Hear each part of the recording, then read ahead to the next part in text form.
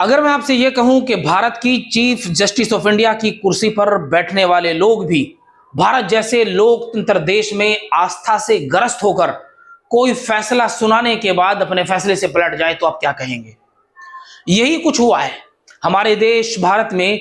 D Y Chandrachud justice को कौन नहीं जानता, जिसके रिटायर होने के बाद उनको राज्यसभा का सांसद बना दिया गया, जिसके यहाँ पूजा में हमारे देश के प्रधानमंत्री नरेंद्र मोदी हमेशा जाया करते थे और उनकी सार्वजनिक वीडियो लीक होने के बावजूद भी उनको इस पर कोई पछतावा नहीं होता था। 24 सितंबर 2025 को जब भारत के पूर्व chief justice of India DY Chandrachud अपने एक पॉडकास्ट में इस बात का खुलासा करते हैं कि मैं चीफ जस्टिस होने से पहले एक नॉर्मल आस्थावान हिंदू था और बाबरी मस्जिद का फैसला जो सुनाया गया था वो आस्था की बुनियाद पर सुनाया गया था। 2019 में जब बाबरी मस्जिद का फैसला सुनाया गया तो उस टाइम देश का एक नेता, जिसे मुसलमानों का नेता कहा जाता है, लेकिन देश के जितने भी राजनीतिक संगठन हैं वो उसे मुसलमानों का नेता कहते हैं और मुसलमान उसे अपना नेता नहीं मानता। उसने कहा था, बैरिस्टर असदुद्दीन ओवैसी ने, कि देश में जो ये फैसला दिया गया ये आस्था की बुनियाद पर दिया गया है।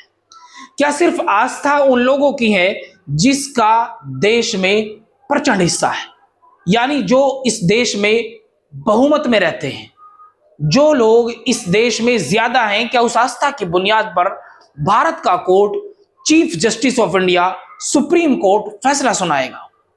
लेकिन जब असदुद्दीन ओवैसी ने उसी टाइम यह बात कही थी कि supreme court is supreme but is not infallible, Asaduddin Owaisi ने कहा था कि सुप्रीम कोर्ट बड़ा जरूर है लेकिन ऐसा नहीं हो सकता कि उससे गलती ना हो। फिर उस बयान को लेकर जो मीडिया में हंगामा मचा था कि असदुद्दीन ओवैसी ऐसा कैसे कह सकते हैं, तो उन्होंने कहा था कि मैंने सुप्रीम कोर्ट के उस जज की किताब का हवाला देते हुए कहा है जो भारत के चीफ जस्टिस रह चुके हैं। आज 24 सितंबर को जब डीवाई चंद्रचूड़ ये बयान देते हैं तो उसके बाद हंगामा मच जाता है। भारत की न्यायिक व्यवस्था पर सवाल उठने लगते हैं कि भारत के सुप्रीम कोर्ट में बैठे लोग भी, सुप्रीम कोर्ट की कुर्सी पर बैठा हुआ व्यक्ति भी अगर ऐसी आस्था से ग्रस्त हो सकता है तो आप क्या अंदाजा लगा सकते हैं, क्या भारत में सही न्याय और इंसाफ मिल सकता है? बिल्कुल नहीं।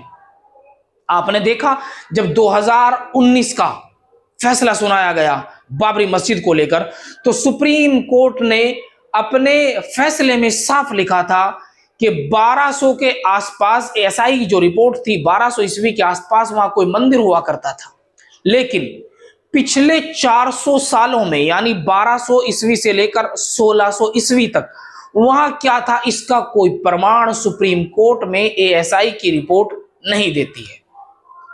और एएसआई की रिपोर्ट में ऐसा कहीं नहीं लिखा था कि जिस टाइम बाबरी मस्जिद बनाई गई थी तो वहां पर कोई मंदिर तोड़ा गया था। सुप्रीम कोर्ट ने अपने फैसले में यह साफ लिखा था कि बाबरी मस्जिद को जब शहीद किया गया, बाबरी मस्जिद जब वहां बनाई गई थी 1600 ईस्वी में, उससे पहले वहां कोई मंदिर था, ऐसा कोई प्रमाण नहीं मिलता है। भारत के मशहूर वकील भूषण लिखते हैं कि भारत की न्यायिक व्यवस्था पर यह सवाल है, और अगर आप सोचें कि न्यायिक व्यवस्था पर यह सवाल क्यों उठ रहे हैं, एक नहीं कई इंटरव्यू डीवाई चंद्रचूड़ के ऐसे वायरल हो रहे हैं, वो एक के बाद एक बयान ऐसे देते जा रहे हैं जैसे वो भारत में चीफ जस्टिस ऑफ इंडिया की कुर्सी पर नहीं बैठे थे, बल्कि वो chief justice of RSS, chief justice of Bajrang Dal, chief justice of BJP थे। उनके सवालों से जो देश में हंगामा मचा हुआ है, देश का पढ़ा लिखा वर्ग उनके सवालों पर, उनकी बातों पर जो सवाल उठा रहा है, वो देश की न्यायिक व्यवस्था पर एक कलंक बनता जा रहा है। सवाल बन रहे हैं कि देश के इतने बड़े ओहदे पर बैठने वाला आखिर लोकतंत्र जैसे देश में आस्था की बुनियाद पर फैसला कैसे दे सकता है? महसूस ये होता है कि चीफ जस्टिस ऑफ इंडिया रहे डीवाई चंद्रचूड़ उस वक्त चीफ जस्टिस नहीं थे, बल्कि वो बजरंग दल के कार्यकर्ता ज्यादा थे। क्योंकि हमारा देश भारत एक ऐसा गुलदस्ता है जिसमें कई तरह के फूल रहते हैं। वो फिर हिंदू समुदाय, मुस्लिम समुदाय, सिख समुदाय, ईसाई समुदाय, बहुत सारे समुदाय हमारे देश में गुलदस्ते की तरह जड़े हुए हैं। और अगर किसी की आस्था का ख्याल रखते हुए फैसला सुनाया जाएगा, क्या उस गुलदस्ते में बसने वाले उन लोगों की कोई आस्था नहीं है? इतने बड़े ओहदे पर बैठने के बाद, चीफ जस्टिस ऑफ इंडिया होने के बावजूद, अगर हमारे देश का न्यायिक सिस्टम ऐसा रहेगा तो सवाल किस पर उठेंगे? डीवाई चंद्रचूड़ रिटायर हो चुके हैं, उसके बाद उनको क्या क्या मिला ये सब जानते हैं, उन पर कैसे कैसे इल्जामात लगे ये भी सब जानते हैं। लेकिन अपने फैसले के 6 साल के बाद मुझे ऐसा लगता है कि शायद दोबारा राज्यसभा की कुर्सी चाहिए या फिर उनको कुछ और चाहिए। 6 साल के बाद जब इस तरह के बयान वो देने लगे हैं तो न्यायिक व्यवस्था पर सवाल उठने लगे हैं। डीवाई चंद्रचूड़ को यह फैसला कर देना चाहिए, उनको अपने किसी बयान में यह बता देना चाहिए कि मैं चीफ जस्टिस ऑफ इंडिया कम था, बजरंग दल और आरएसएस का कार्यकर्ता ज्यादा था।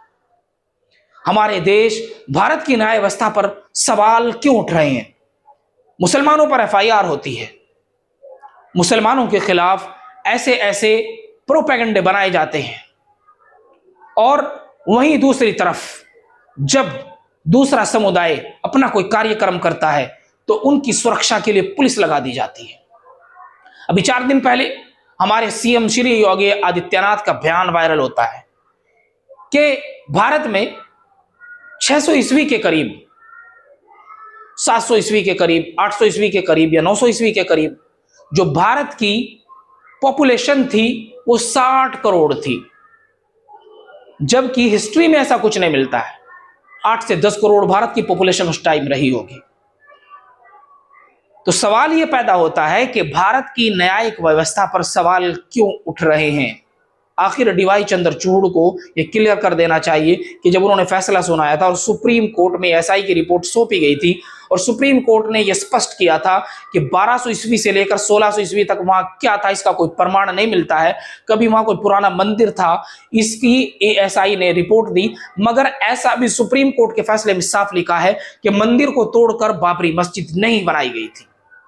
आज देश की न्यायिक व्यवस्था पर सवाल उठवाने वाले डीवाई चंद्रचूड़ क्लियर क्यों नहीं करते हैं कि उन्होंने किसके कहने पर यह फैसला दिया था, यह क्या दबिश थी उनके ऊपर। आज की वीडियो में इतना ही। अगर आपने अभी तक हमारा चैनल सब्सक्राइब नहीं किया तो सब्सक्राइब जरूर कर ले और कमेंट करके जरूर बताएं कि यह दोहरा आचरण आखिर क्यों हो रहा है और भारत की न्यायिक व्यवस्था के साथ ऐसे लोग खिलवाड़ क्यों कर रहे हैं और ऐसे लोगों पर कार्यवाही क्यों नहीं होती है। मिलते हैं फिर आपसे अपनी अगली नई वीडियो में।